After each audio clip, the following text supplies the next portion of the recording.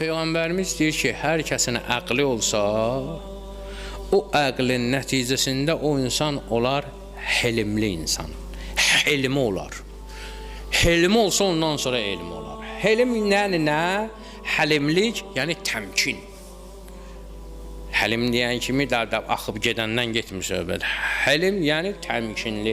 Təmkini olmayan elmi olmayacaq. Əql hələ tam nəfsi cilovlaya bilmir.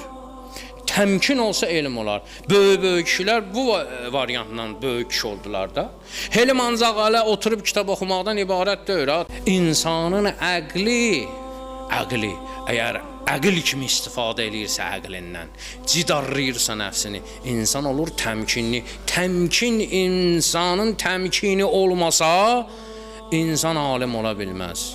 Alim ola bilməsə arif ola bilməz, arif ola bilməsə aşiq ola bilməz. Bütün bu xüsusiyyətləri yığmaq üçün təmkin şərtdir ki, Füzuli Məcnunu səhv çıxartır ki, məndə Məcnundan Füzun aşiqlik istedadı var. Aşiqi sadıq mənəm, Məcnunun ancaq adı var. Ala xeyr ola, Məcnun gəldi Leylinin qəbrinin üstündə Allahdan ölüm istedi, Allah o dəqiqədə verdi ona. Aşiq sadıq deyil, bəs nədir? Deyir, əhli təmkinəm. Mən təmkin əhliyəm.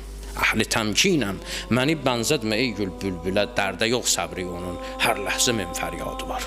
O təmkinin itirdi, Məcnun oldu, düşdü zəhralara. Mən təmkin əhliyəm, yəni təmkin həmin o helmdir ki, helm şərtdir, əqlin nəticəsidir ki, ağıllı olmağın nəticəsidir ki, insan helmli olsun, helmin də nəticəsi odur ki, insan elmli olur.